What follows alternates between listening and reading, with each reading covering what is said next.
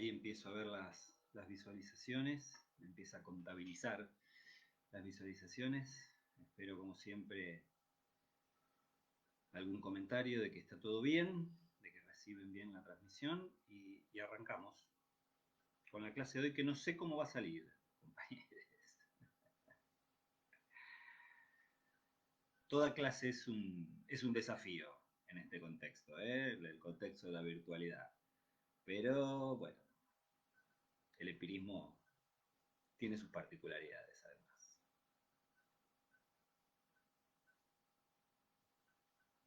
Buen día. Ahí estoy bien. Perfecto.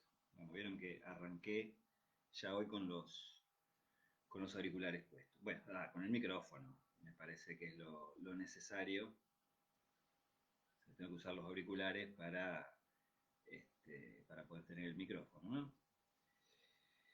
Bien, bueno, les decía, la clase de hoy puede llegar a ser un tanto particular. La verdad que es una parte que a mí me resulta un tanto antipática. Hoy voy a tomar, bueno, empirismo, lógicamente. Vamos a trabajar Hume, vamos a trabajar algo de Berkeley, que es donde radica fundamentalmente mi antipatía.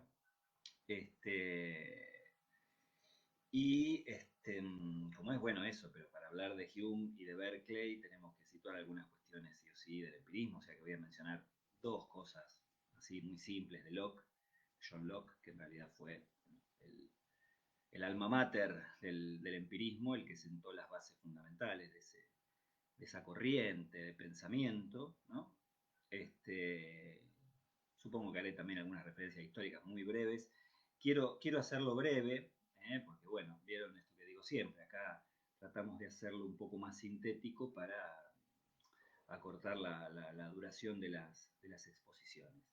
Pero además, bueno, uno tiene la sensación de que estas temáticas no encierran en sí tantas complejidades como lo que venimos trabajando por ahí, de lo que trabajamos el cuatrimestre pasado de Castoriadis, o lo que vamos a trabajar a continuación en relación a Freud, que, bueno, requieren, si se puede decir así, una intervención un poco más grande para traerlo a nuestras orillas, digamos, ¿no?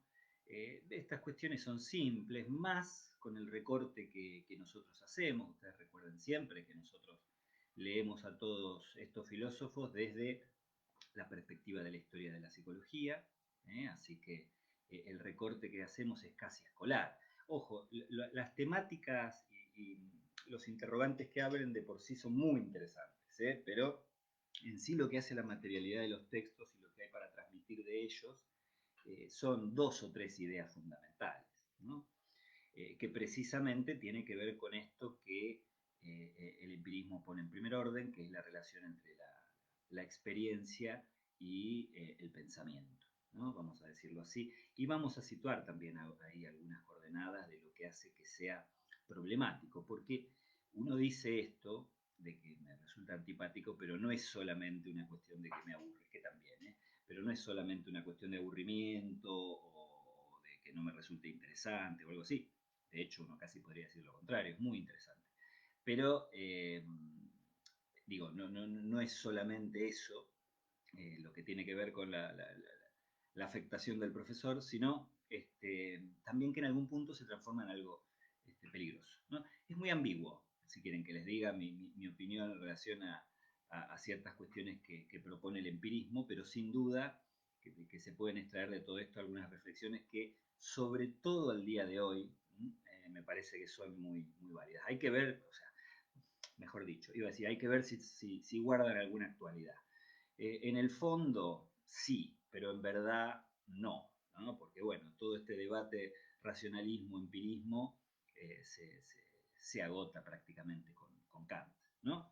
Entonces, bueno, algunas cosas en ese sentido ya están un poco perimidas, pero así todo nos permiten reflexionar. Por eso, en verdad, uno podría decir que lo que viene a saldar Kant hace sobre todo a la historia de la filosofía y por lo tanto toda una serie de cuestiones que se desprenden a partir de ahí, pero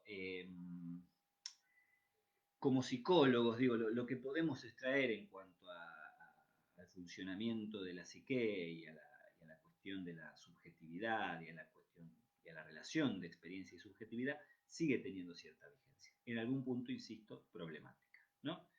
Pero bueno, basta de introducción, o al menos basta de esta introducción a la introducción, porque en verdad sí me parece importante situar algunas cuestiones, ¿no? Porque en verdad nosotros acá damos otro salto temporal respecto de lo que veíamos la última vez, ¿no? O sea, nosotros, si recuerdan, en el primer cuatrimestre sobre todo, pero también al comienzo de este, trabajamos cuestiones que hacen a la antigüedad griega y cuando tocamos Ockham cambiamos, ¿no? de entorno y de escenario y nos situamos a la Edad Media, hacia el final de la Edad Media, pero este, es el debate sobre los universales y la intervención de Ockham hace, uno casi diría, el corazón de la filosofía de la Edad Media.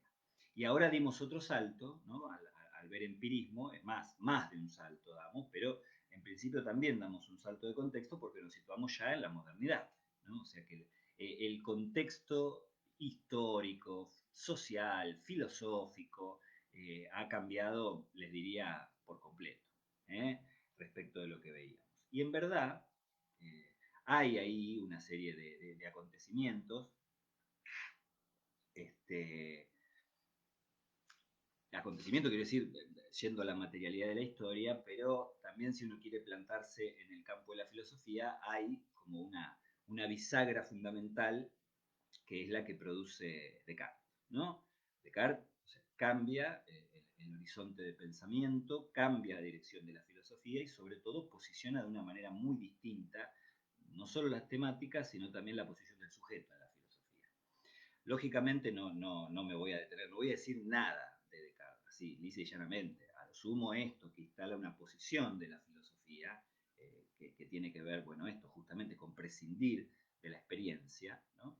Y que sitúa como herramienta fundamental a la razón, ¿no? O sea, la razón que justamente no solo puede, sino que necesita prescindir de la experiencia, ¿no? Cuando uno, que seguramente lo deben haber visto, cuando uno ve todo el modo en el que se va armando el cogito, ¿no? El pienso, luego existo, se ve justamente esa operación de deshacimiento, ¿no? de desprendimiento de todo lo que tiene que ver con la dimensión de la experiencia, que en última instancia resulta engañosa para Descartes, ¿no? Y que, bueno, esto de dudar de todo lo pone ahí en situación de prescindir de esa dimensión de la experiencia.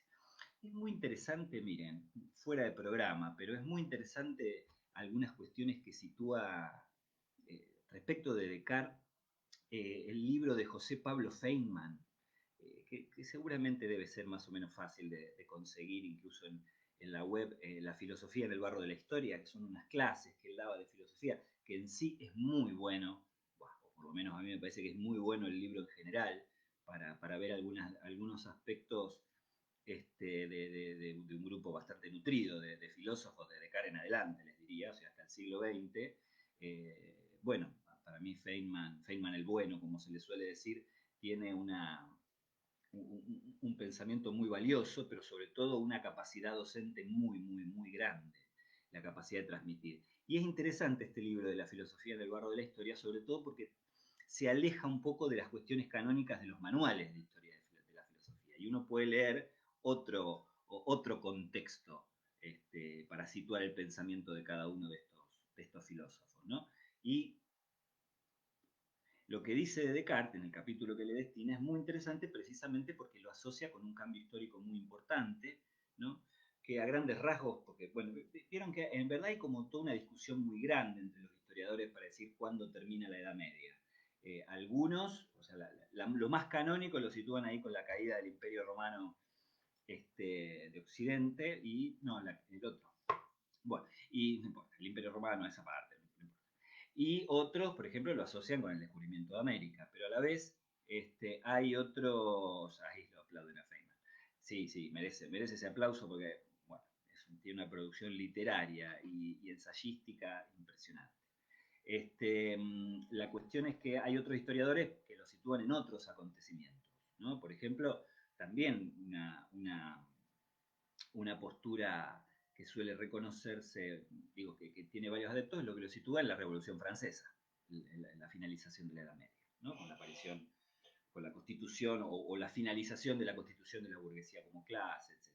Incluso, si uno toma a Castoriadis, por ejemplo, vieron que Castoriadis, esto no lo hemos tomado nosotros en las clases, pero Castoriadis sitúa esto como que la autonomía no es algo tan sencillo de conseguir, y de hecho a nivel histórico-social él sitúa solo dos momentos en los que se puede hablar de que hubo un ejercicio pleno de la autonomía, que uno es el que nosotros hemos visto, este, que es bueno, la polis, ¿no? Todo lo que se da ahí con la democracia, el nacimiento de la filosofía, o sea, todo lo que nosotros hemos trabajado, y el otro, ¿no? Que lo sitúa, habla menos de ese, pero lo sitúa claramente en más de un texto, dice él, Europa al final de la Edad Media, ¿no? Y en verdad, al hablar de eso, sitúa no un acontecimiento puntual, que es más una pasión de los historiadores, o de ciertos historiadores, a decir verdad, sino justamente en todo el movimiento que lleva a que la burguesía se constituya como clase, ¿no? Y el descenso de la monarquía, etcétera. Cuestión que en términos de acontecimientos históricos se logra definitivamente con la Revolución Francesa, ¿no? Entonces, bueno, nada, fíjense que si uno quiere, Castoriadis es de los que dirían que la Edad Media en verdad termina un poco más tarde. Estamos juntando un poco algunas cosas, pero le da también ese valor principal a la Revolución Francesa. Acontecimiento, bueno, sin duda, tiene una importancia histórica fundamental. Pero bueno, las cuestiones que señala Feynman entonces respecto de Descartes, si a ustedes les interesa, realmente son muy valiosas, porque bueno, lo sitúa en todo ese contexto, ¿no? Como en el advenimiento del capitalismo, ¿no? Y entonces señala la función esta importante que cumple el pensamiento de Descartes, que es la de terminar de correr a Dios, ¿no? Del sistema de pensamiento, pero a la vez de la presencia, al menos filosófica, pero también práctica en el mundo, ¿no? Y coloca en ese centro que hasta ese momento ocupaba Dios, ¿no? Si uno hace el seguimiento de la historia de la filosofía en la Edad Media, lo pasa a ocupar lisa y llanamente el hombre, ¿no? Entonces Feynman, el hombre, bueno, hoy tiene el ser humano, la humanidad, digamos, ¿no? Feynman lo que dice es algo así como que a partir de ese momento la humanidad comienza a hacerse cargo de la historia, ¿no? Que me parece muy valioso eso, muy valioso ese señalamiento, quiero decir, y es un rasgo verdaderamente importante de Descartes. De hecho, lo que vamos a ver hoy es cómo el empirismo coloca justamente también la experiencia humana por sobre cualquier pretensión ontológica, en eso incluso oponiéndose a Descartes, ¿no? Pero hay algo en esto de que la humanidad, el hombre comienza a hacerse cargo de la historia que es, bueno, así como muy importante. Insisto, ahí está el descubrimiento de América y toda una serie de movimientos que empiezan a trazar esto de la expansión territorial, porque el hombre se convierte en el centro de pensamiento, a la vez uno diría casi como una necesidad, ¿no? Del capitalismo de poder situar esto, de la expansión territorial que comienza a tener casi de manera inédita en la historia, ¿no? El ser humano de expandirse a lo largo del globo, ¿no? Como que comienza ahí con Descartes, o al menos el sistema filosófico de Descartes, que se enmarca en ese histórico social, provee herramientas también para situar esto. Bueno, digo, me parece que estas son algunas cuestiones que digo para situar lo histórico y a Descartes en ese contexto. Lógicamente que hay más cosas, no las vamos a mencionar, digo, no nos vamos a detener ahí, pero en principio sí esta idea de que es la razón, ¿no? La herramienta fundamental que posee el hombre para avanzar sobre el mundo, ¿no? Que es la idea de la modernidad, básicamente, ¿no? Digo, que entra en crisis recién a fines del siglo XX, o después de la mitad, digamos, del siglo XX, en donde se empieza, ahí donde se empieza a situar un poco el nacimiento de la posmodernidad, otro concepto bastante complejo, ¿no? Pero que a grandes rasgos se puede situar como eso, bueno, ¿no? El proyecto iluminista de la razón fracasó, ¿no? Y entonces empieza a sacarse como toda una serie de conclusiones de ese fracaso. Ese movimiento se da, yo diría, a partir de la segunda mitad del siglo XX, ¿no? Y todavía estamos un poco ahí, lamentablemente, o confusamente. Porque, bueno, en este sentido, la confusión actual es impresionante. Bueno, la cuestión, bueno, para situar a Descartes simplemente eso, como les decía, la cuestión de la razón, que necesita prescindir de la experiencia, o sea, necesita alejarse de la cuestión sensorial, ¿no? Que todo puede caer bajo la duda, y bueno, y sitúa la razón como esta herramienta fundamental.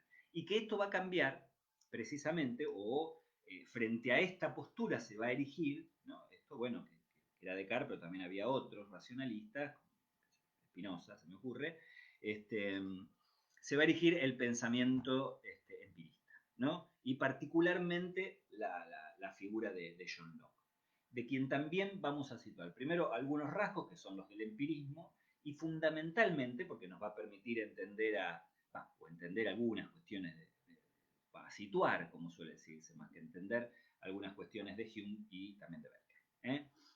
Digo, algunas cuestiones que son problemáticas de lo que propone Locke, ¿no? Problemáticas para la perspectiva del empirismo y que han dado pie justamente a que después las retomen de un modo u otro los empiristas que siguieron después, Berkeley en un determinado sentido, ¿no? Y Hume en un determinado otro, ¿no? Son pensadores muy distintos, Hume y Berkeley, y bueno, y además esto, en Berkeley, en Hume se suele reconocer como la cumbre del empirismo, ¿no? Como el pensamiento empirista más desarrollado, ¿no? Es el empirista por antonomasia, Hume, ¿no? Más que Locke, que fue quien lo diseñó o quien dio las primeras coordenadas, pero que, bueno, en un par de lugares dejó ahí algunas cosas medio problemáticas que son las que después retoman el resto de los empiristas. Bueno, entonces, digamos, Locke en particular, dos cuestiones. Primero esto, vuelve a poner a la experiencia como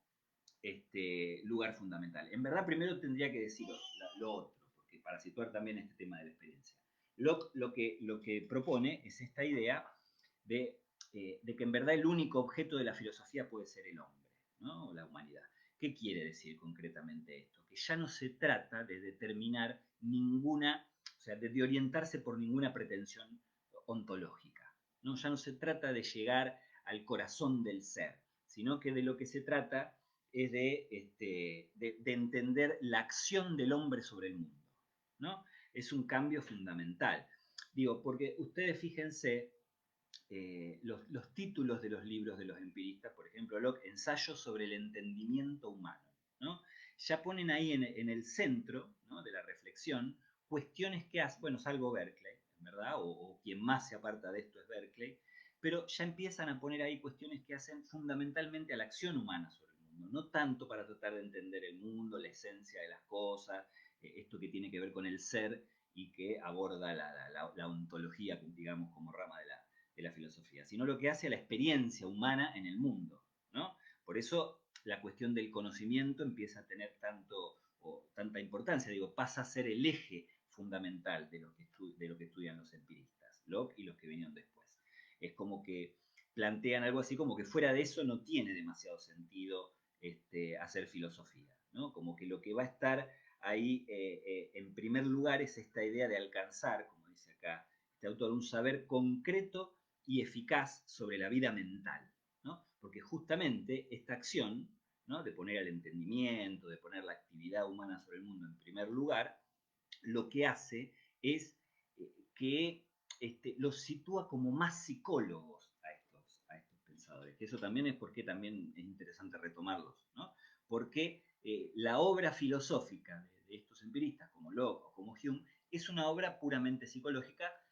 Bueno, no sé, algún filósofo si me escuchando probablemente me pegue un palo en la cabeza, pero quiero decir, esto de colocar el entendimiento como eje, ¿no?, es lo que le da una profunda raigambre psicológica a sus estudios, porque se trata de estudiar, aparte de esto, son los primeros que hablan de mente y ya no de alma, ¿no?, y estas cuestiones. Ya empieza a aparecer lo mental, el acto psíquico, como nombra sobre todo Hume, la cuestión de la idea, ¿no? Se detienen más en estos aspectos psíquicos y profundizan este objeto del conocimiento que, bueno, lo sitúa prácticamente como una psicología.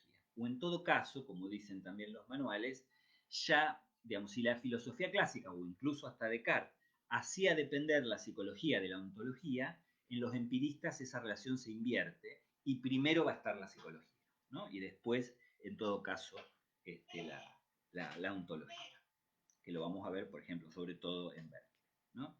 Este, esto lo que trae como consecuencia es también esto que en verdad les dije en primer lugar, esto de poner a la experiencia como la cuestión fundamental que orienta el conocimiento, pero también la actividad humana, ¿no? Como que todo se orienta ahí en función de la experiencia, ¿no?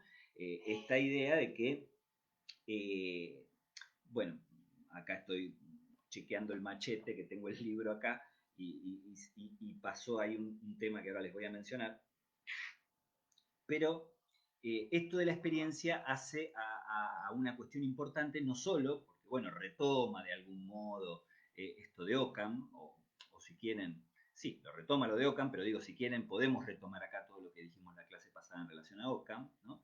De cómo la experiencia en verdad aparece como el modo de tener un saber concreto y preciso, que además es un saber sobre una cuestión particular, ¿no? Ahí tenemos un elemento importante también del empirismo, que se repite, insisto, también en Hume y en Berkeley. O sea, yo acá estoy hablando de Locke, pero esta cuestión en principio nos sirve para pensar también estos otros autores.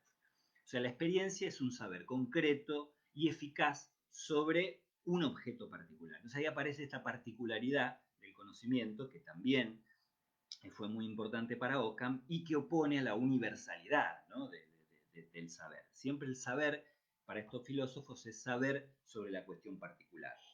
Pero a la vez, ¿no? Está esta idea justamente de que en esta cuestión de la experiencia y en la sensación, que es la capacidad humana de experimentar el mundo, ahí radica el origen de las ideas, ¿no? La experiencia, para estos filósofos, es saber sobre lo particular y es la fuente de las ideas. Para decirlo en otros términos, la fuente de los contenidos de pensamiento, ¿no? Idea no en el sentido platónico, sino idea ya más en un sentido moderno, que es esto de los contenidos de pensamiento, ¿no? Que por eso ahí empieza a aparecer otro concepto que para nosotros es muy importante, ¿no? O si quieren dos, porque ahí, en esto de la idea como contenido de pensamiento, justamente ya no es el influjo platónico el que va a estar presente ahí, ¿no? La idea como concepto o como entidad existente en un mundo aparte, sino la idea como representación del mundo. Ahí tenemos una cuestión fundamental, fundamental para la historia de la psicología, pero fundamental también para este, bueno, para el empirismo, no sé qué iba a decir, me distraje.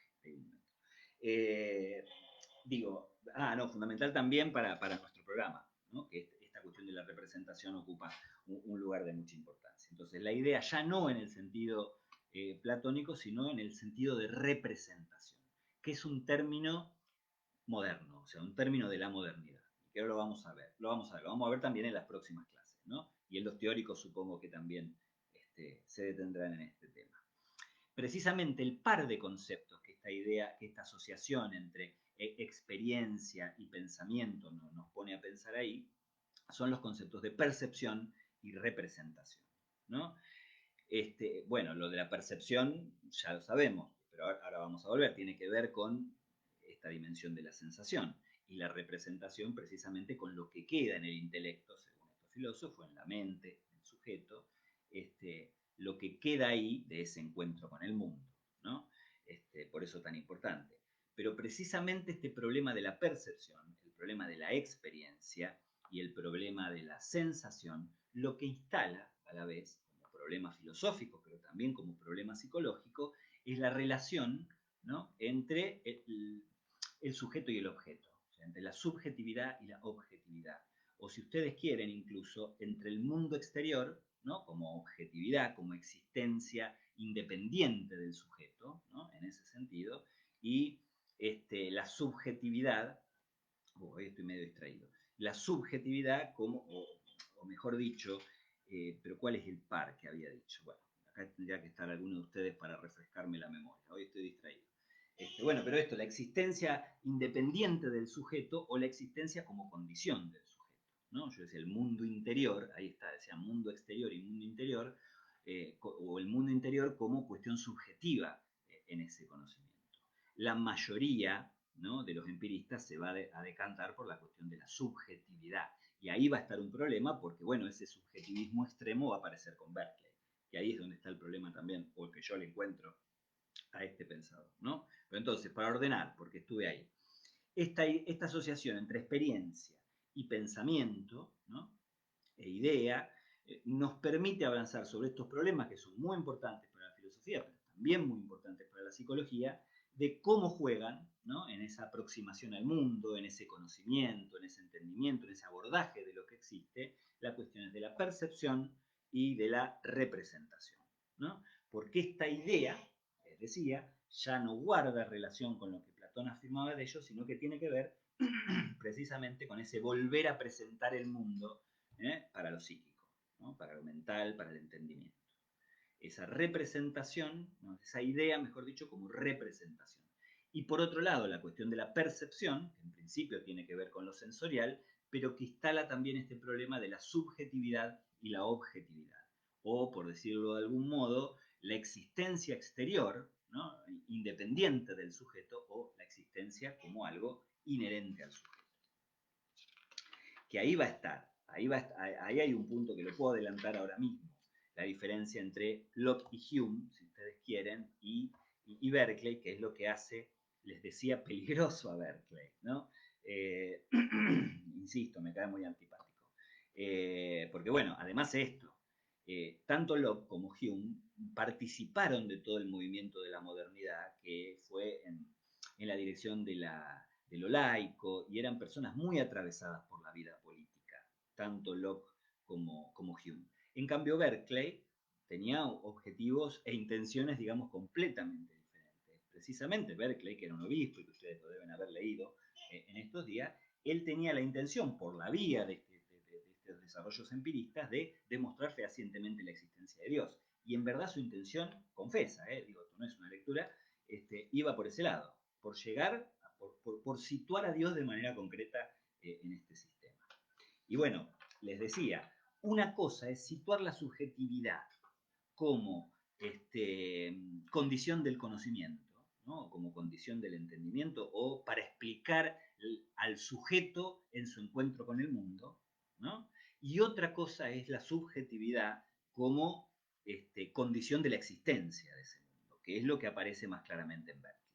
Ahí empiezan a aparecer toda una serie de problemas que, bueno, insisto, me parece que son riesgosos y que tienen mucha vigencia hoy. Ya vamos a llegar. Pero la cuestión entonces es que Locke sienta las bases de esto, ¿no? El procedimiento es por la experiencia lo que hace es producir las ideas, o sea que son estas representaciones, ¿no? A partir de situar este estudio de lo humano como una cuestión fundamental, pero precisamente en relación a esto deja dos problemas que son los que los otros filósofos van a retomar. A ver si me estoy olvidando algo primero. No, hasta ahora estamos todo bien. Después, lógicamente, volverá lo que ustedes pregunten, ¿no? ¿Ve? Pero acá está, las ideas como contenido de la conciencia humana admitido como un hecho de la experiencia, ¿no? Esta idea de que la idea es el contenido psíquico, ¿no? Y que está formada por la experiencia. Esta ligazón es fundamental, ¿no? Como les vengo diciendo, para el empirismo. Y justamente ahí aparece alguno de los problemas. Esta idea entre la experiencia, ¿no? Y la formación de ideas. Y ahí aparecen los dos problemas. Uno de los problemas que tiene Locke, problemas según lo retomaron los pensadores empiristas posteriores, tiene que ver con lo que Locke sitúa como fuente de las ideas, ¿no? Locke sitúa dos fuentes de las ideas. La primera es la sensación, ¿no? Que es lo que venimos diciendo hasta ahora. Uno experimenta el encuentro con el mundo y lo que queda como sensación, igual ahí va a haber otro problema, va a estar el segundo problema, lo que queda como sensación, ¿no? es la idea. Pero también sitúa, porque claro, ahí aparece otro problema para estos pensadores, ¿no? Que es cómo pensar las ideas abstractas, ¿no? Estas que habían llevado, si ustedes quieren, a Platón a decir justamente, a Platón en nuestro seguimiento, ¿no? Que el saber precede a la experiencia. ¿Cómo se explican las ideas abstractas? O sea, la idea de espacio, la idea de percepción misma, ¿no? ¿Cómo se explica esas ideas abstractas cuando en verdad no hay ninguna experiencia que les corresponda, ¿no? No hay manera de situar no sé, qué es el espacio, ¿no? Que no es lo mismo que las cosas que hay en el espacio, ¿no? Por eso la matemática ahí ocupa un lugar importante como problema.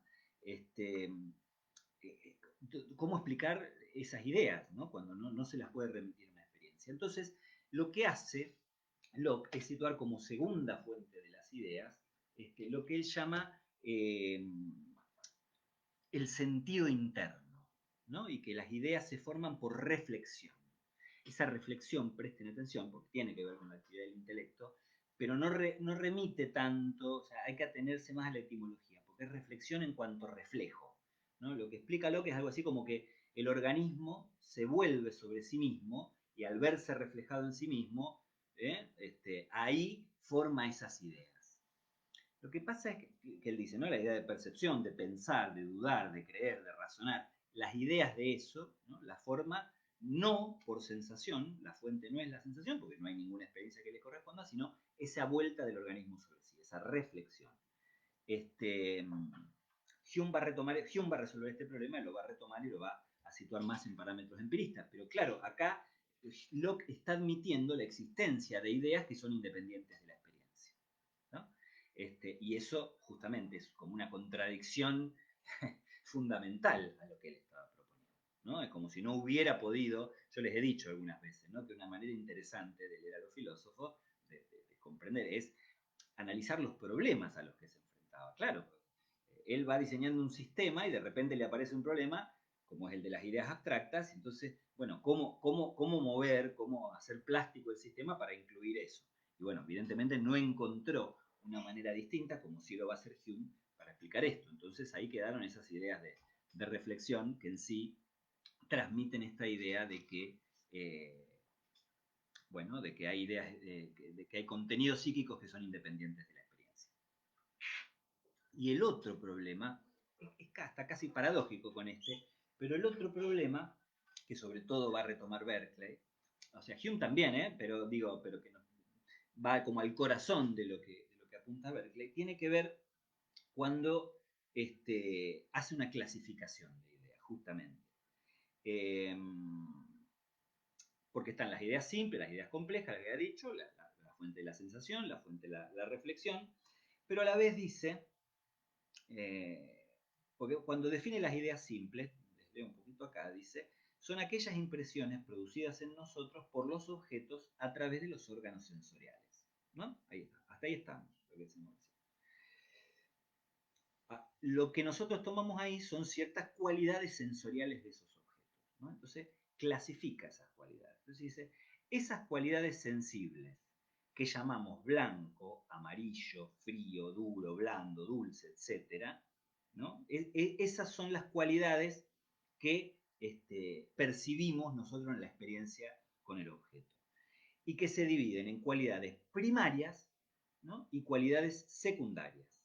Y ahí está el problema, ¿verdad? Porque las cualidades primarias, como por ejemplo la solidez, la forma, el número, Locke las sitúa en los objetos mismos, ¿no? Y las cualidades secundarias las coloca, como por ejemplo los colores, los olores, los sonidos, ¿no? Las coloca en el sujeto que conoce. Entonces, esto es un problema, más allá de cuáles son cada una, ¿no? Es como si hubiera, en esa experiencia, en esa percepción con el objeto, hay percepciones que corresponden al sujeto, ¿no? Cualidades que el sujeto toma que son propias del sujeto, ¿no? Como el olor, ¿no? Pero otras que Locke dice que están en el objeto en sí, como por ejemplo la solidez. Es bastante lógico si uno lo piensa, que un objeto sea sólido, ¿no? Uno podría creer, es propio del objeto y no del pensamiento. Pero ahí hay un problema, porque si el primero era que podían existir ideas sin experiencia, el segundo, este otro problema, lo que sitúa es que podría haber objetos, ¿no? Cualidades del objeto que existen independientemente de la experiencia que nosotros tenemos de ello. Y ahí se retoma un viejo problema también de la filosofía, que es el de la sustancia, ¿no? O sea, de esa cualidad del objeto. ¿Se acuerdan del problema de los universales? ¿No? Si el universal existía en el objeto, si existía en el sujeto que conoce, etcétera, ahí vuelve a aparecer, ¿no? Por eso que el problema de la explicación del mundo exterior es un problema muy grande para la filosofía, ¿no? que estudia en todo caso esto, Pero ahí aparece este problema. Entonces hay cualidades del objeto que existen independientemente de la experiencia. Entonces, ¿qué sería eso? La sustancia. O sea, volvemos, decían los críticos, entre los que se incluye sobre todo Berkeley, volvemos a esta idea de que hay sustancia de los objetos, o sea, que existen independientemente de la experiencia y son como propias de los objetos en sí. Y por eso, bueno, también esto que nos lleva al problema de pensar el mundo exterior. Entonces, los dos problemas que deja sentado Locke, ¿no? y que nos van a servir, digamos así, para situar lo que trabaja Hume y lo que trabaja Berkeley, son estos, ¿no? El primero, de que podría haber en nosotros ideas que no dependen de la experiencia, y el segundo, que podría haber objetos o cualidades del objeto que son independientes de la experiencia, lo cual retoma, insisto, el viejo problema de la sustancia, ¿no? Esos son como en el impresionante aparato que Locke le diría que es el que más simpático me resulta de todo esto, bueno, no, pero Hume también, en el enorme y preciso aparato que construyó Locke, estas son las dos piezas que quedaron de alguna manera ahí más flojitas, ¿no? Ahora bien, bueno, si nosotros siguiéramos cronológicamente, Berkeley es anterior a Hume. Pero de todos modos yo voy a situar acá primero algunas cuestiones de Hume y después, en todo caso, algunas ideas de Berkeley, ¿no? Porque Hume, bueno, resuelve este problema de las sensaciones de reflexión, ¿no? Las ideas de reflexión, esta cuestión del sentido interno, y la resuelve de una manera muy elegante, muy simple también, ¿no? Vieron que lo simple no es tan fácil de conseguir, entonces la resuelve de una manera muy simple, pero justamente por eso también de manera brillante, digo, porque hay que reconocérselo. Por empezar, bueno, retoma fundamentalmente todo lo que dice Locke, pero sitúa justamente la idea como un acto psíquico, ¿no? Esto es importante porque con Hume ya no hablamos solamente con la idea del contenido de lo psíquico, ¿no? El contenido del entendimiento. También hablamos de un acto, de una actividad. O sea, hay una acción que realiza la subjetividad humana con esto de la idea. La idea es un acto psíquico. Entonces, esto le da otra dimensión también, no solo al proceso psíquico, no solo al sujeto, sino también al conocimiento y sobre todo a la relación entre todos estos elementos, ¿no? Hay una acción ahí realizada en la producción de ideas y en la producción de representaciones. Recuerden esto, idea ahí tiene que ver con representación, que tampoco es lo mismo que imagen, ¿no? Pero bueno, digo, o en todo caso es una imagen sensorial. Bueno, en fin. Coincide, digamos, con Locke, en verdad hasta acá no muestra ningún desacuerdo, pero coincide en que la experiencia es la base de las ideas y justamente lleva esa postura hasta el extremo, ¿no? O sea, coincide con él en que si lo único que puede estudiar la filosofía es la subjetividad humana, por eso también es muy psicológico, aporta este matiz de la idea como acto psíquico y sobre todo lleva esta idea de que la idea tiene que tener su raíz en la experiencia hasta un valor epistemológico supremo, digamos. O sea, me pareció que habían publicado. Hasta un lugar supremo, es el valor epistemológico fundamental. Y epistemológico acá en el sentido policial del término, digamos, ¿no? O sea, lo que comprueba la verdad o falsedad de una idea, ¿no? Una idea es verdadera cuando se corresponde, o sea, cuando uno al reconducir todo el trabajo de producción, que ahora vamos a ver, de producción de idea, lo puede terminar reconduciendo a una sensación, ¿no? Ahí es verdadera la idea, y si eso, al remontar la idea, se llega a que no hay ninguna sensación que la sostenga, entonces la idea es falsa, ¿no? Ese vínculo entre sensación e idea es lo que da el margen de verdad o falsedad de la idea. Y esa verdad o falsedad está determinada lógicamente por la correspondencia en la realidad del contenido de pensamiento, ¿no? O sea, hay una cosa ahí bien pragmática, si ustedes quieren. Pero bueno, al mismo tiempo hay una cuestión puramente subjetiva en juego acá, ¿no? Porque lo que se trata de discutir es el valor de la idea más que del mundo exterior, como si iba a ser, o como si había sido en verdad en Berkeley, ¿no? Acá de lo que se trata es de situar la verdad de la idea y alejar todo lo que tiene que ver con la fabulación. No deja de estar en juego acá, no lo vamos a retomar hoy, salvo que ustedes lo pregunten, esta cuestión de la imaginación, que queda reputada como falsa, ¿no? Porque la memoria sí, ¿no? Desandando el camino que ahora les voy a decir, puede reconducir más fácilmente a la experiencia, por más que no sea presente, pero la imaginación no, ¿no? Entonces, lo que hace Hume es establecer como un sistema de coordenadas en donde a la percepción del objeto le sigue la impresión de ese objeto, que es como, digámoslo así, la marca que queda en el sujeto del encuentro con el objeto, ¿no? Esa marca, ¿no? Precisamente esta idea de la impresión, ¿no? Algo que quede impreso en el entendimiento, esa impresión es como una especie de copia del objeto. Pero la idea de copia va más por la idea, pero ahora vemos, ¿no? Esa marca, no digamos copia, digamos marca de la percepción, ¿no? Esa marca que queda en el espíritu humano, en el entendimiento humano, es la impresión. Esa impresión a la vez, justamente, eh, o sea, esa impresión que es el rastro, digamos, de la percepción, a la vez sí es copiada en el intelecto bajo la forma de una idea. Lo armé al revés y me quedó medio en enchastre. O sea, la idea es una copia, ¿no? Que queda en el intelecto de esa marca, ¿no? Que es la impresión. Fíjense que acá no estamos hablando del objeto, acá estamos hablando del acto de conocer, ¿no? Yo experimento el mundo y lo que tengo como experiencia de ese mundo son impresiones, ¿no? Impresiones. Fíjense que aparte queda casi bien marcado el subjetivismo en eso, ¿no? Solo puedo tener impresiones del mundo. Pero en sí está esta idea, por eso digo, de impresión, de huella, de marca, ¿no? que está en juego ahí. Y a la vez, esa impresión yo la puedo copiar, ¿no?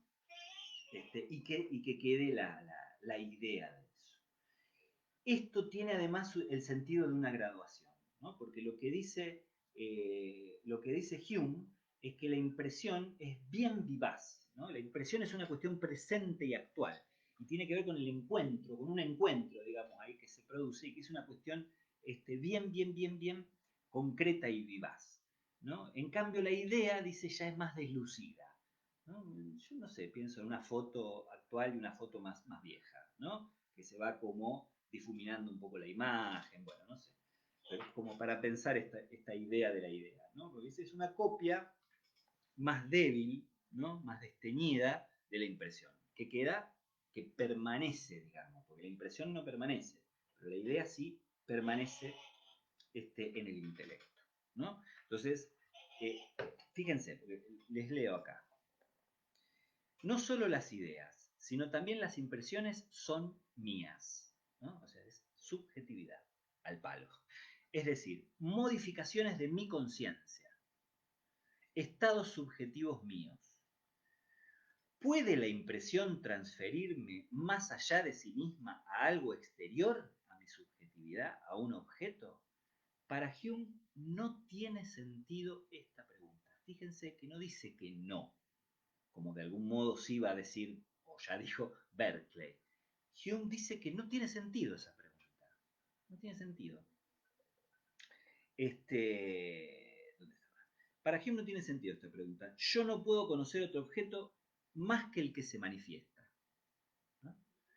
En la impresión o en la idea, como presencia en mi conciencia. Sería así, ¿no? Yo no puedo conocer otro objeto más que el que se manifiesta en la impresión o en la idea, como presencia a mi conciencia. No es posible una distinción y contraposición entre objeto y sujeto. El objeto está en la subjetividad. Es una afirmación muy importante, compañeros. Porque no dice que el objeto, vamos a decir, no dice que el objeto existe en la subjetividad, o que no hay distinción, diríamos, entre objeto y subjetividad. Dice que más allá de la subjetividad, nada nos interesa del objeto, y a nada podemos acceder. Que en verdad no hay sentido ir para ahí. Que la existencia del objeto para la subjetividad humana está en la subjetividad. Es muy importante y a la vez complicado, si bien no tan complicado como uno lo puede rastrear en Berkeley. La cuestión entonces es que, bueno, ¿no? La idea, lo que queda, es más delucido, así todo, así todo guarda cierta relación todavía con esa experiencia y bueno, el problema es que después, o mejor dicho, si no hay relación con esa experiencia, la idea es falsa, ¿no? Esto es interesante, pero no me voy a meter en detalle para distinguir imaginación y memoria. La cuestión es que estas ideas después pueden entrar en relación entre sí, ¿no? Ahí tenemos un principio de resolución de esta cuestión de este problema que quedó de Locke de las sensaciones de reflexión, ¿no? Porque lo que plantea Hume acá es que las ideas están ligadas entre sí con un vínculo natural, no psíquico, no es porque el principio que aparece ahí es el de la asociación de ideas, pero no es la asociación de ideas en el sentido freudiano, ni mucho menos, no es la libre asociación. Es una asociación que tiene que ver por vínculos, por ligazones, uno casi diría, bueno, no, Hume dice así, naturales, ¿no? La cuestión es que las ideas se asocian entre sí. Hay una operación psíquica, ¿no? Que permite el carácter de las ideas, que es que se las puede asociar entre sí, ¿no? Esa asociación de ideas es una actividad psíquica y es lo que hace el conocimiento. Y es lo que permite precisamente la producción de esas ideas más complejas, ¿no? Eh, o sea, Hume distingue entre las ideas simples, que son las que se derivan así, digamos, inmediatamente de la impresión, ¿no? De la experiencia, pero ya tamizada por la impresión, ¿no? Entonces, está la idea simple, ¿no? Que se extrae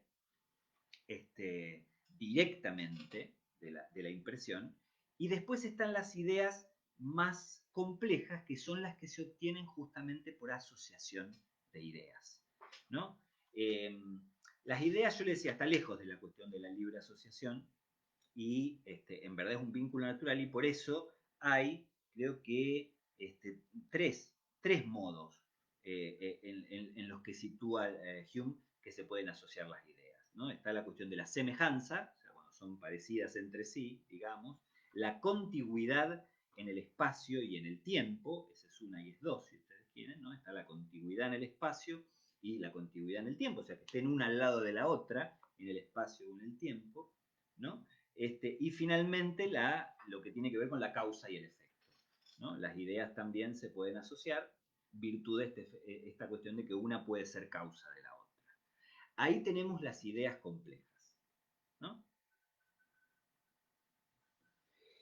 Que ya no son, o sea, fíjense, ya no emergen del contacto directo, porque uno podría decir, bueno, yo acá veo agua y acá veo vapor, por ejemplo, pero hay ahí una relación, ¿no? De una asociación, ¿no? Entre que o qué sé yo, veo agua y calor. Pensar rápido en ejemplo, hoy evidentemente es un problema. Veamos el del libro, dice, uno puede asociar la idea de una herida con el dolor que se produce.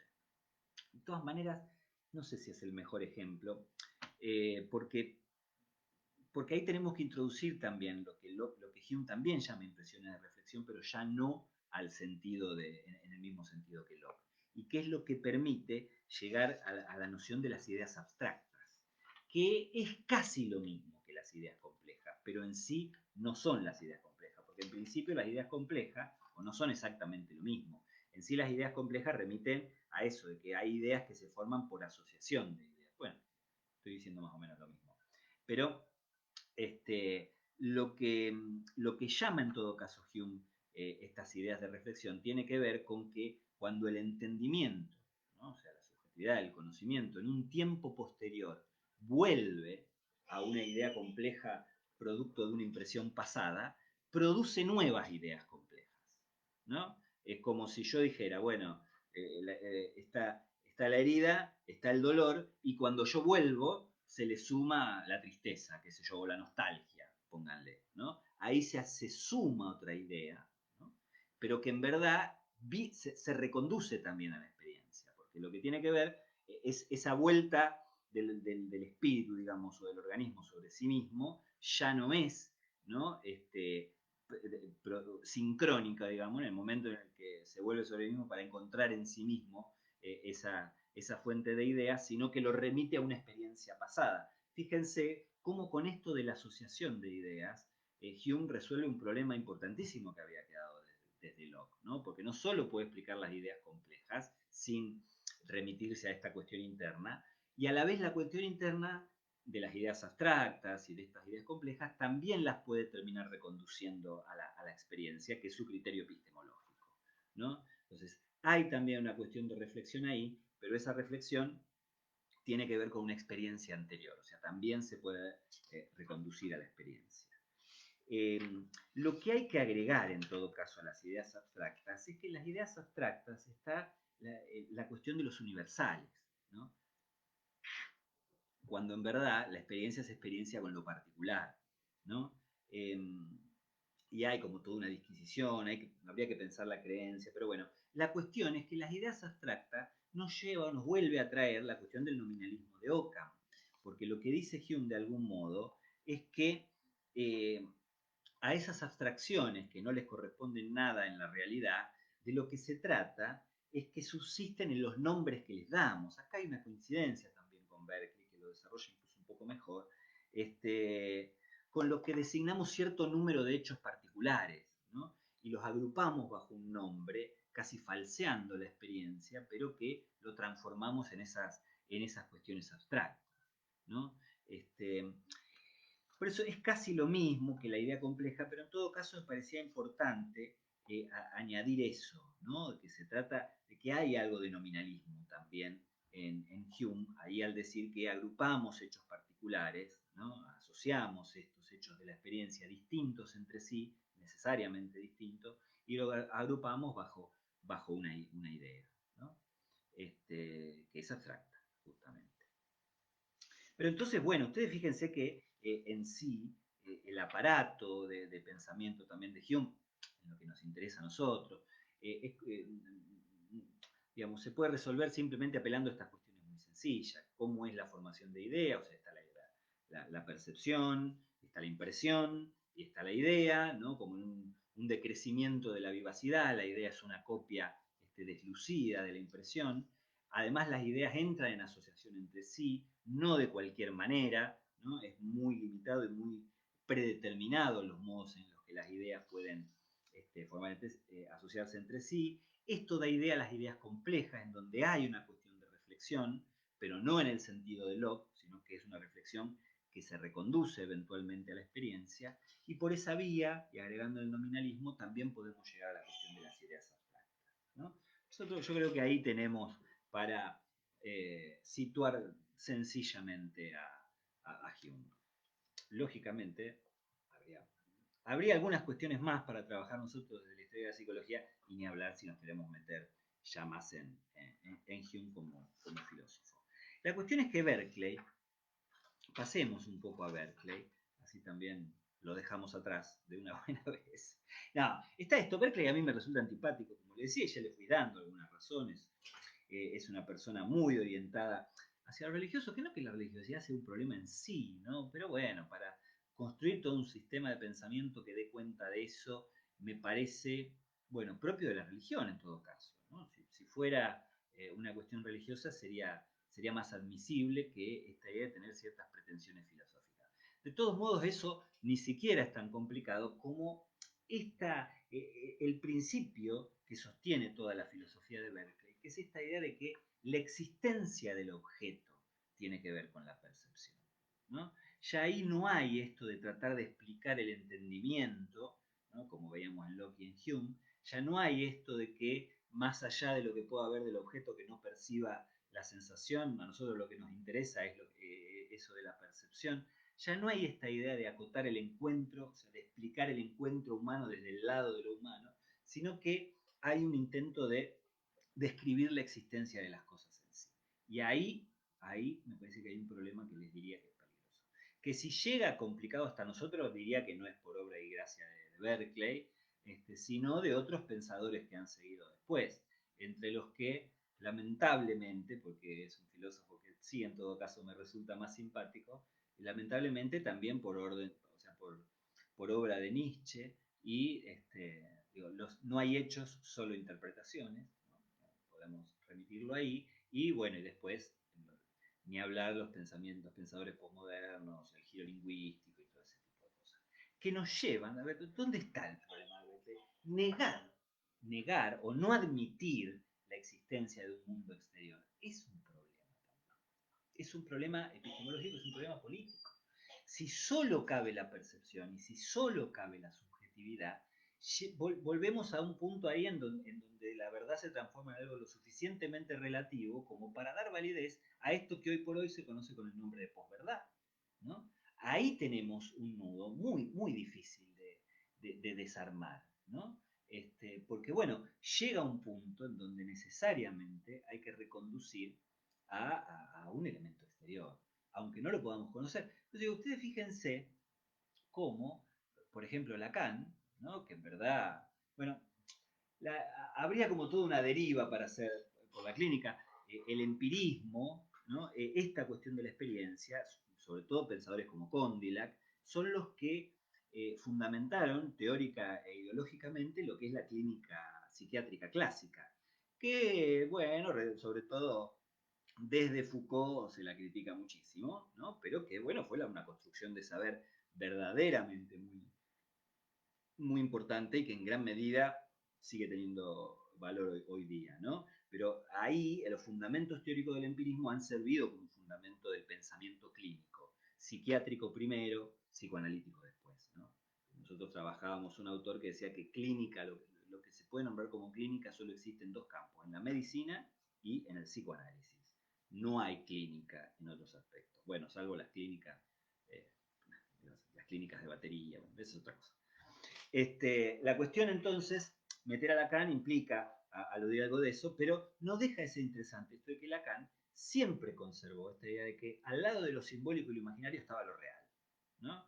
Esto real que precisamente, bueno, se podría definir de muchas maneras, pero en principio es lo que no es o lo que no se reduce a lo simbólico y lo imaginario, eso que está más allá de lo que se puede simbolizar e imaginarizar y representar, digamos, todo eso que está más allá, o sea, Lacan le reservó también un lugar, ¿no?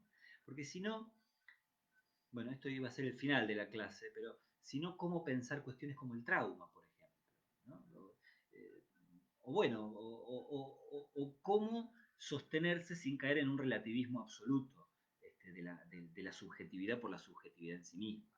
Una cosa es utilizar la subjetividad para explicar el sujeto y otra cosa es usar la subjetividad para explicar el mundo. El mundo tiene una existencia más allá del sujeto.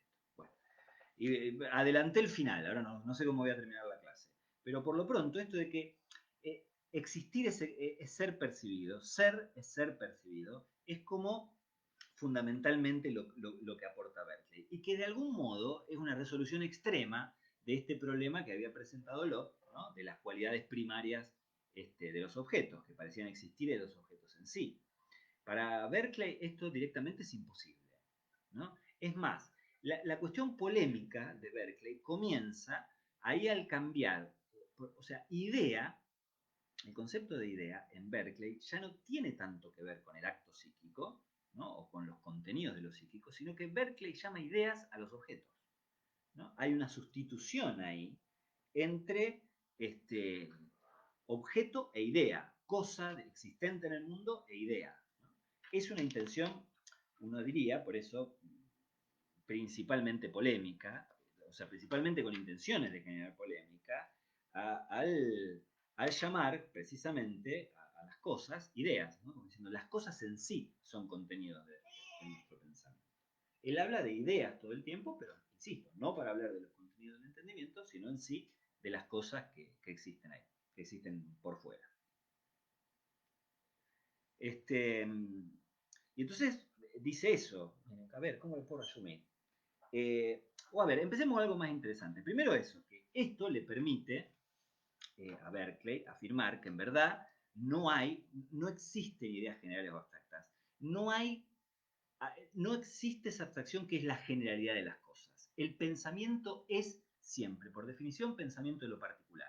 Ahí tenemos, según mi opinión, si ustedes quieren, lo más interesante de este pensador. Él dice, siempre que nos representamos algo, nos lo representamos bajo una forma particular. hay algo, si ustedes quieren, innegable, pero al mismo tiempo valioso. No hay pensamiento de lo general, hay pensamiento siempre de lo particular. Uno no puede pensar, no puede representarse un triángulo sin pensar en un triángulo específico. Isósceles, escaleno o equilátero, creo que era otro. Uno no se puede representar la forma triángulo o la idea triángulo independientemente de sus plasmaciones particulares. Uno no puede pensar en un árbol así general, sino en un árbol en particular, ¿no? Después puede hacer el trabajo de generalizar, y ahí vuelve el nominalismo, ¿no? Pero en principio solo hay pensamiento de lo particular.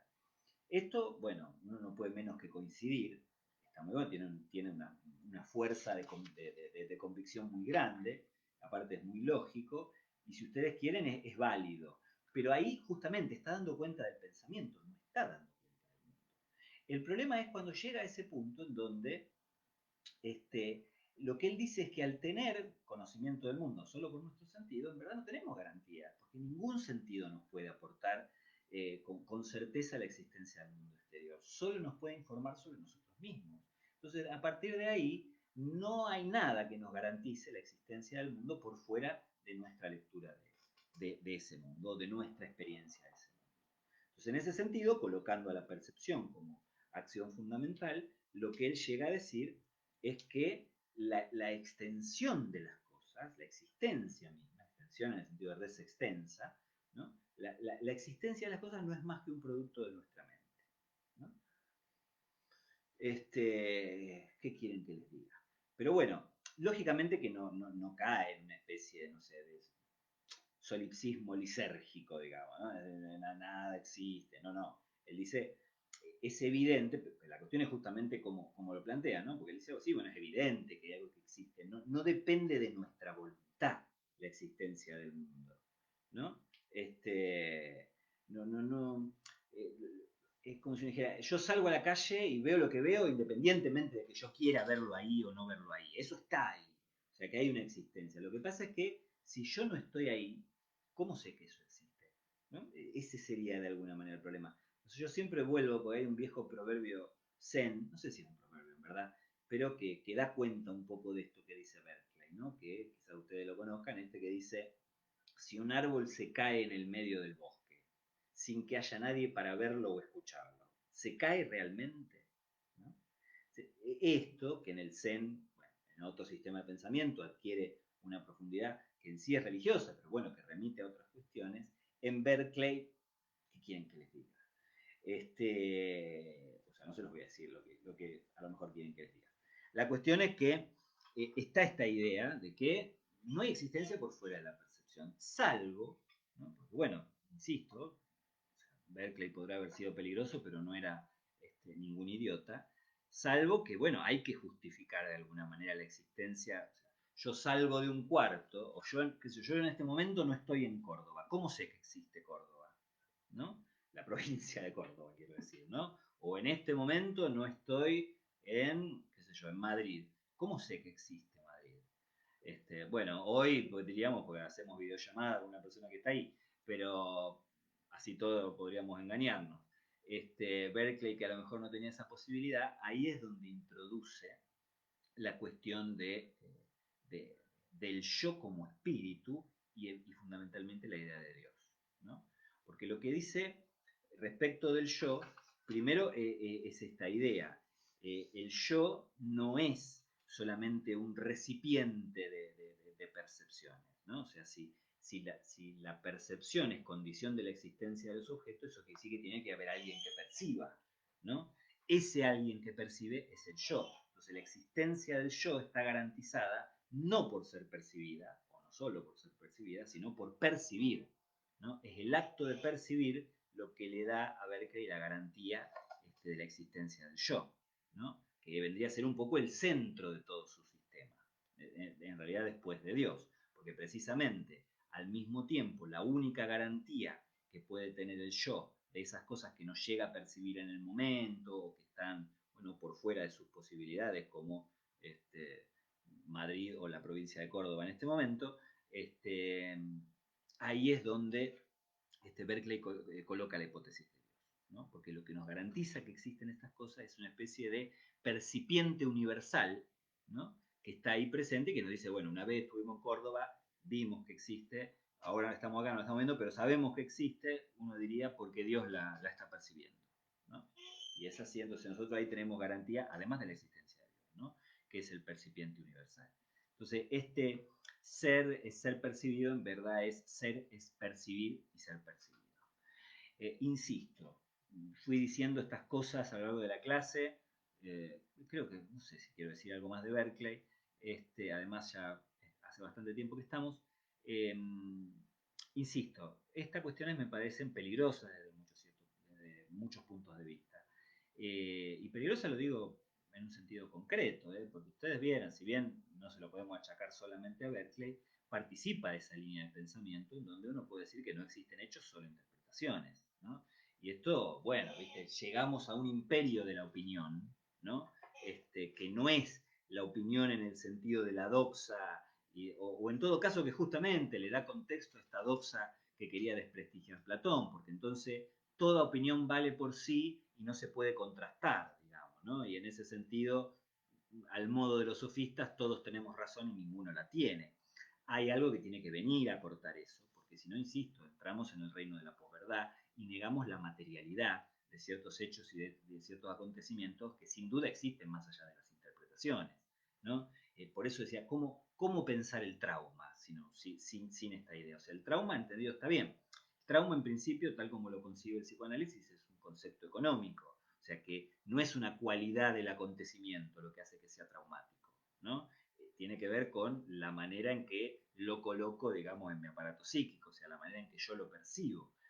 Pero de la misma manera, el trauma nos avisa de la irrupción de algo que estaba por fuera de ese imaginario y simbólico, ¿no? Y eso que percibo en ese momento es como el indicador de que hay algo, hay una existencia ahí que yo no llego a percibir todo el tiempo, pero que está ahí, ¿no? Y que es importante. Esto yo me acuerdo siempre de un chiste que contaba un profesor que decía, ah, sí, no existen los hechos, solo existen las interpretaciones. Salí a la calle sin mirar al costado, te agarra un auto, vas a ver si no existen los hechos. Bueno, hay una materialidad del acontecimiento que, insisto, tiene un valor político importante, que hay que defender el seguir sosteniéndola y no dejarlo todo reducido a una cuestión de percepción o a una cuestión de subjetividad, ¿no? Independientemente del valor que esto pueda tener para explicar ciertas cuestiones del sujeto, ¿no? Porque si ustedes quieren explicar lo que al sujeto le pasa en el mundo exterior, pues no, hay una subjetividad ahí que es importante. Ahora, explicar el mundo exterior ya me parece más complicado. Bueno, no sé si hay algo más de Berkeley. Creo que yo fui viendo cómo fue descendiendo el número de visualizaciones desde que empezamos hasta ahora. Es evidente que mi aburrimiento se contagia, ¿no? Así que bueno, vamos a dejar la clase por hoy acá. Veamos en todo caso si hay alguna pregunta, ¿les parece? Si tienen alguna pregunta. Aguante de Car con sus 6 meditaciones sobre el mundo, me cae bien el sujeto. Está bien. El sujeto de Car, ¿no te cae bien?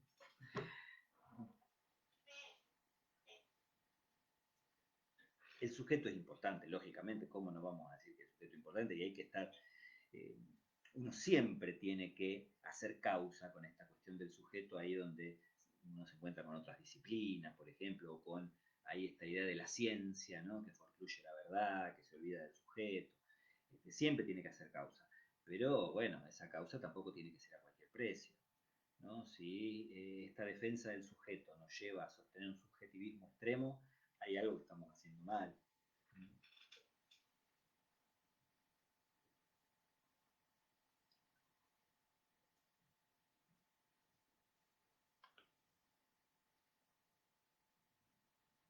No hay pregunta. Sí. ¿Qué trabajaríamos la próxima clase? Ah, bien, ¿ves? No hay preguntas. ¿Está bien? ¿Qué trabajaríamos la próxima clase? No, ¿cómo vamos a seguir con Hume? ¿Vos querés decir algo de Hume, Luciana? Decilo, ¿eh? Yo te doy el micrófono, no tengo problema si vos querés seguir con algo de Hume. Mi intención es dar por terminada estas cuestiones lo antes posible. Si ustedes quieren, en todo caso, Berkeley daría para desarrollarlo un poco más. Yo voy a reconocer que mi antipatía me impide mucho aproximarme a este autor, pero Hume, en relación a lo que nosotros tenemos que tomar acá, en verdad no hay muchas cuestiones más a desarrollar. Sí puede ser que algunos elementos no hayan quedado muy bien situados, pero bueno, eso de algún modo sucede con todos los temas y por eso la posibilidad de establecer algunas preguntas, hoy o en la clase que viene. ¿eh? La clase que viene, en verdad, va a ser una clase de repaso, que veníamos ahí manejándola porque no va a estar a cargo mío, la va a dar el Juan Ignacio, el ayudante, y él va a retomar algunas cuestiones conceptuales, está armando ahí una clase verdaderamente muy interesante, y vamos a repasar sobre todo algunas cuestiones para refrescar que vimos el año pasado y para dar por terminada una parte importante que es la más filosófica. Pues ya después de la clase que veamos el jueves que viene con Juan Ignacio, yo en ese sentido voy a estar como uno más de ustedes, ahí participando en todo caso cuando Juan Ignacio lo habilite desde el chat, y bueno, quien va a estar acá asumiendo esta tarea va a ser Juan Ignacio, y después en todo caso me dirá qué se siente. Bueno, esto, va a estar él dando la clase y yo voy a estar ahí escuchando. Después de esa clase ya arrancamos con Freud. ¿eh? Lógicamente seguimos viendo algunos temas, sobre todo la cuestión de la representación, ¿no? Porque precisamente Freud viene a psicoanálisis, ¿no? Pero bueno, la obra freudiana viene a poner en jaque toda la cuestión de la representación. ¿no? Este, ahí digo, esperen. Pero bueno, ya arrancamos entonces con este autor y el texto de las parálisis, que ahora voy abriendo el programa para decirles bien cómo se llama, no lo recuerdo, tiene un nombre largo, es el de las parálisis, ¿no? Pero bueno. El texto de Hume es largo, ¿hay alguna parte específica para estudiar? Yo ya dije lo complicada que es esa pregunta, pero en todo caso hoy di la pauta de cuáles son esas partes específicas. Tiene que ver con la impresión, la idea, la asociación de ideas, las ideas abstractas. Los contenidos morales puede ser algo importante también que hoy no me desarrollé, pero interesante en todo caso decir esto, la moral que propone, o sea, la moral es uno de los contenidos de pensamiento más atravesados por lo religioso en la historia, ¿no? O sea, las nociones morales que tenemos nosotros están imbuidas por una cuestión tremendamente religiosa. Nuestras ideas del bien y del mal son religiosas, en gran medida. Hume propone una moral que está alejada de esas cuestiones. En ese sentido es muy importante, porque es una moral que se orienta en función de lo que son los elementos determinantes de la actividad del sujeto, que son el placer y el dolor. ¿no? Entonces, los contenidos morales, según Hume, o la moral en sí, se orienta en función de esas dos experiencias de placer y dolor. ¿no? Lo que nos provoque dolor va a ser malo, y lo que nos provoque placer va a ser bueno. Es maravilloso, simple además, pero sobre todo por esa idea, ¿no? Es una moral alejada de los contenidos religiosos. ¿no? Se orienta con otra cosa. Hay que ver si es válida igual, porque tampoco es, bueno, solo es bueno lo que me provoca placer, es complicado también. Pero lo que tiene como valor es esto que está alejado de las cuestiones religiosas. Entonces, bueno, no, eso, esperen que lo del texto de Hume. No dimos los contenidos morales, pero después percepción, impresión, ideas, asociación de ideas, ideas abstractas, todo eso es Hume. ¿No sabe qué va a pasar con los seminarios? No sé qué va a pasar con los seminarios, no lo sé, compañera. Yo hay algunas cuestiones que no he podido estar participando de algunas reuniones de la cátedra. Yo les diría que le pregunten directamente a Marta, que es quien está a cargo de estas cuestiones. Pregúntenle a ella. Yo ni bien tengo información, lógicamente que se las voy a transmitir, pero al día de hoy seguro ella está más capacitada para responder a esa pregunta que lo que les pueda decir yo. Sería entonces que hay una realidad en donde, sería entonces que hay una realidad en donde apoyarse y que cada uno la interpreta según su percepción. ¿Sería qué, Mariel? Me resulta muy interesante lo que estás diciendo, pero cuando vos decís sería entonces, sería según quién, según Berkeley, según uno, según quién. Eso, por favor, Mariel, si querés que te responda. Malena dice, algunas consideraciones con miras, ahí está el texto de Freud, lo voy a mirar justo. Algunas consideraciones con miras a un estudio comparativo de las parálisis motrices orgánicas e histéricas. Exactamente, está en el tomo 1 de Amor Roto. Un texto muy interesante, lo vamos a ver la próxima clase. ¿Cómo explicamos entonces la coincidencia de pensamientos con otros si cada uno interpreta a su manera? Pero ¿qué es la coincidencia de pensamiento, Mariel? ¿Qué es pensar lo mismo que el otro? ¿Qué es? ¿Qué significa eso?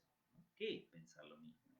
¿Pensamos lo mismo? O sea, cuando yo era chico había uno que decía, un amigo, pero ¿cómo sé que lo que vos llamás rojo es lo mismo que lo que yo llamo rojo? O sea, sin duda coincidimos, porque después está el daltónico que no ve el rojo. Entonces, hay algo en lo que coincidimos. Ahora, vemos lo mismo realmente. Eso que a mí me, porque a mí me enseñaron, eso es rojo, ¿no? Me enseñaron una frutilla, me dice, eso es rojo, cuando yo era chiquito. ¿No? Y a ustedes también, eso es rojo. Cuando le queda el tónico, ahí descubrió que, bueno, había un problema. Pero sea como sea, eso que vemos es lo mismo. ¿Cómo sabemos? No tenemos manera de saber. ¿Cómo lo explicamos en términos de ondas, de luz? No tenemos manera, ¿no? Este, pero, pero pensamos lo mismo. Entonces, ¿qué sería eso de pensar lo mismo? A veces coincidimos o sea, a veces cuando coincidimos mejor no interroguemos demasiado, porque capaz que coincidimos, cada uno piensa que coincidimos por algo y en verdad es por otra cosa y eso puede terminar arruinando la coincidencia, ¿no? Pero habría que ver ahí qué significa la coincidencia de pensamiento, ¿no? Que pensamos lo mismo. Bueno, salvo en estas cuestiones más simples de las que a veces hablaban los empiristas, ¿no? Que esto es sólido, bueno, sí, pero el color es más complicado, ¿no? Pero que esto es sólido, qué sé yo, bueno, Locke justamente dijo, una cuestión del objeto, no está en el sujeto, que es sólido. Entonces, todos podemos coincidir en que sea sólido, pero eso hace a la experiencia más que al pensamiento, ¿no? Bueno, la profe dijo que no hay seminario acá. Acá alguien está respondiendo. Mm, y sí, cada filosofía interpretó a su manera, eso sin duda. Lo que no significa que sea verdad. Bueno, ¿vieron? ¿Se acuerdan de lo que decíamos de Castoriadis? ¿No? En cuanto a la cuestión de la justicia en el pensamiento político y la cuestión de la verdad en el pensamiento filosófico. O sea, la verdad como interrogación permanente. ¿No? Al no haber, al no existir Prometeo, al no haber un Dios, ¿no? Al no haber sido creado por otros que por nosotros mismos, estamos condenados a este ida y vuelta que nunca va a terminar de allanarse en relación a la verdad. No hay una verdad última. Entonces cada uno va aportando y haciendo su granito de arena. Pero de todas maneras también está la verdad por consenso, vamos a decir. Lo que hace a las significaciones imaginarias sociales, en verdad. Pero esto de compartir un sentido, ¿no? Sería como lo debemos interpretar. Pero hay una realidad donde apoyarse si no estamos en el aire. O sea, los riesgos de negar, porque se la puede negar la realidad. Fíjense, no hay hechos, solo interpretaciones. Es una manera con mucho éxito además, ¿no? Decir, bueno, nada, ya está, no tenemos manera de acceder al hecho. No, ni siquiera. Porque uno dice, no tenemos manera de acceder al hecho, solo podemos interpretarlo, no es lo mismo que decir no hay hechos, solo interpretación. Una cosa es cuando vos querés predicar la subjetividad respecto del sujeto y otra cosa es cuando querés predicar la subjetividad respecto del objeto. Que vos digas, bueno, no hay manera de aproximarnos, como de alguna manera se Kant, con el fenómeno y el noúmeno, bueno, no importa. Pero que vos digas, bueno, no tenemos manera de aproximarnos al objeto que no sea por la vía de la subjetividad, en la vida el color es siempre con el cristal que se mira, ¿no? Y otra cosa es que, bueno, decir esto, que no hay objeto, que es solo interpretación de los objetos.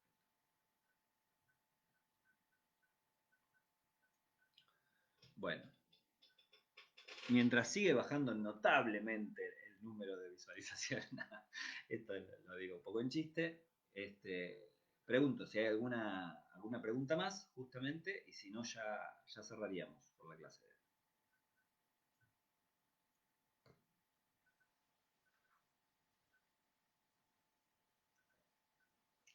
Bueno, parece que ya estamos. ¿No? Bueno, compañeros, entonces quedamos así. Próxima clase, clase de repaso. Yo voy a estar en la audiencia junto con la mayoría de ustedes. Muy claro, me dicen, no, gracias a vos, Charo. Y en la siguiente arrancamos con Freud. Y seguimos avanzando en este trayecto.